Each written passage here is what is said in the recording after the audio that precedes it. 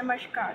Welcome back to the channel, and today we'll be talking about some examples that have been given under the introduction of calcium in the chapter called Calcium and Phosphorus Metabolism in Nervous Disorders, which includes lectures given by Mr. W. W. Payne um, during the years 1957 and 1958 at Institute of Neurology, National Hospital, Queen Square.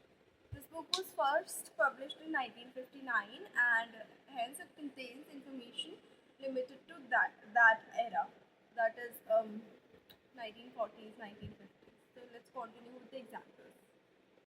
तो जो first case author इसमें coat करते हैं अपने lecture में, वो करते हैं एक 5.5 साल के मेल बच्चे का केस जिनको इडियोपैथिक हाइपोपैराथायरॉयडिज्म था। उनकी इलनेस, जब उनकी हिस्ट्री पता की गई तो उन बच्चे की इलनेस जो है तब शुरू हुई थी जब वो 2 साल के हुए थे।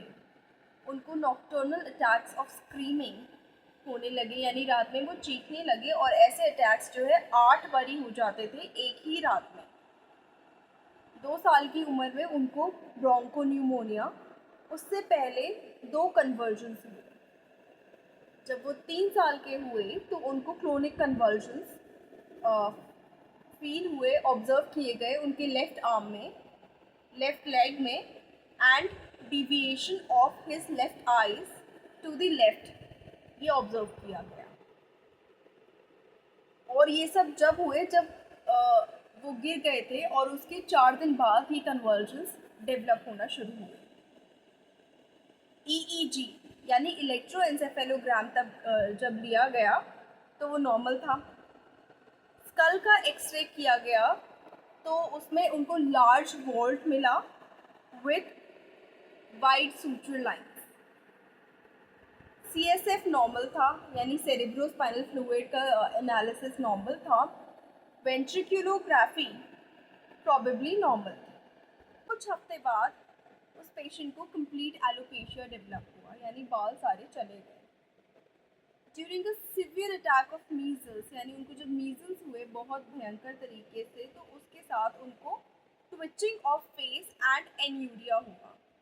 मतलब कि फेशियल मसल्स ट्विच करने लगी, अपने आप हिलने लगी, और साथ साथ वो यूरिन पास नहीं कर पा रहे थे। जब मीजल्स से रिकवरी हुई तो देखा गया कि वो बायलैटरल कैटरैक्ट से भी सफ़र कर रहे हैं। बायलैटरल कैटरैक्ट्स के बाद, मीजल्स से रिकवरी के बाद उनको एक और अटैक हुआ कंप्लीट एलोपेशिया का, टोटल एलोपेशिया का। 4.5 साल की उम्र में उनको डेफिनेट कार्पोपीडल स्पैज़म्स हुए। स्कल का एक्सरे जब दोबारा रिपीट किया गया तो सेपरेशन ऑफ सूचर्स तब भी देखा गया। लॉन्ग बोन्स नॉर्मल मिली थी। EEG, ventriculography and CSF analysis were again normal. Serum calcium 8 milligram per 100 ml. The patient was regarded as mentally backward during this period. तो अब जब वो 5.5 साल की उम्र में हॉस्पिटल आए और उनको एडमिट किया गया तो उनकी इन्वेस्टिगेशंस दोबारा रिपीट की गई। इन्वेस्टिगेशंस के जो रिजल्ट्स आए वो कम्प्लीटली इन लाइन थे विद हाइपोपैराथायरॉयडिज्म। कैल्शियम जो है 3.9 मिलीग्राम पर 100 ml था।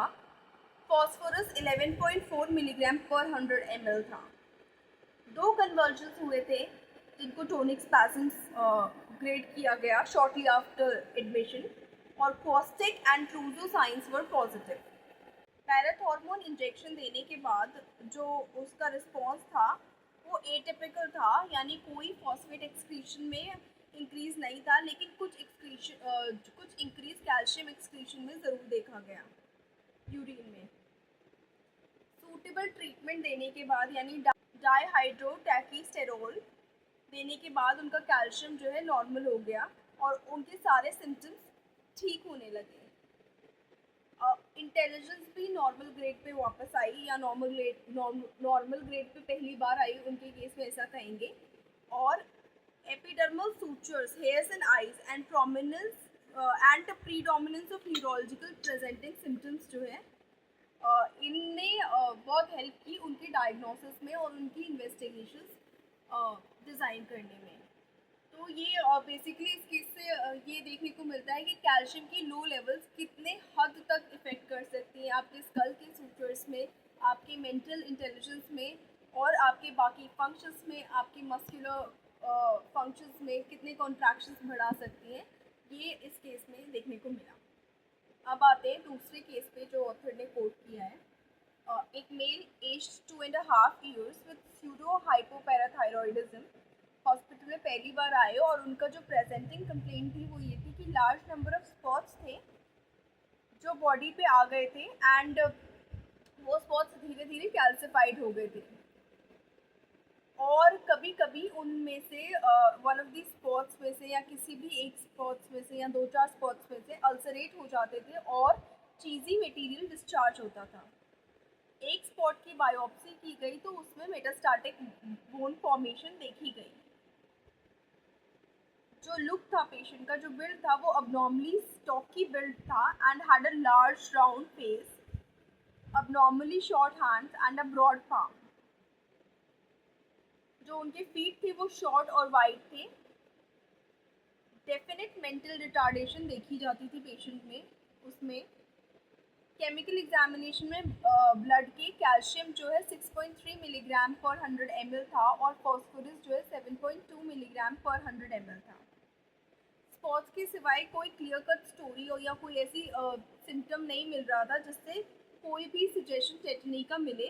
लेकिन शॉर्टली जब पहली बार हॉस्पिटल से डिस्चार्ज हुए 3 साल की उम्र में, उसके बाद उनकी मदर ने कुछ स्टिफ टर्न्स उनकी बॉडी में ऑब्जर्व किए और उनका जो डिस्क्राइब करने का तरीका था वो कहती थी कि उनके हैंड्स है वो क्लेंच्ड हो जाते हैं जब ये टर्न्स होते हैं और ये एसोसिएट होते हैं विद पीरियड्स ऑफ अनकॉन्शियसनेस। जब पेशेंट को विटामिन डी दी गई सफिशिएंट अमाउंट्स में ताकि कैल्शियम अपलिफ्ट हो सके, नॉर्मल लेवल पे आ सके, तो उसके बाद कोई फिट्स नहीं हुए। इंटेलिजेंस में स्लाइट इम्प्रूवमेंट हुआ लेकिन स्टिल वो वेरी बैकवर्ड रहे according to his intelligence, according to his as.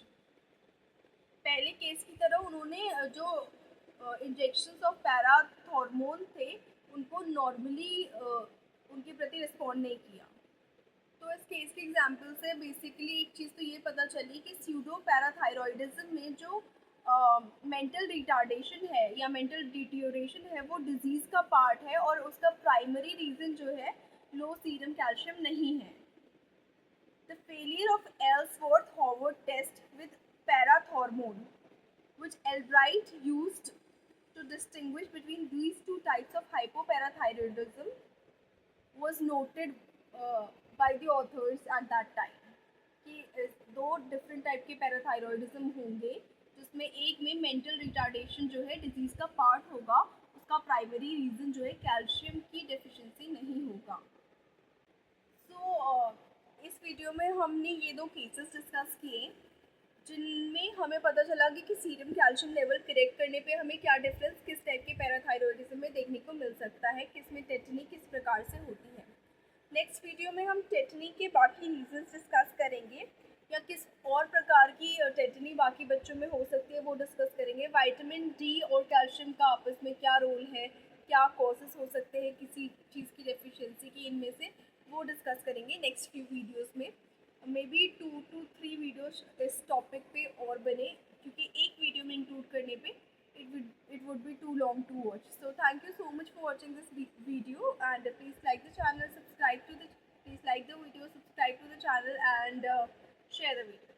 Thank you so much. Share your opinions in the comment section as well. Thank you. Take care. Bye bye.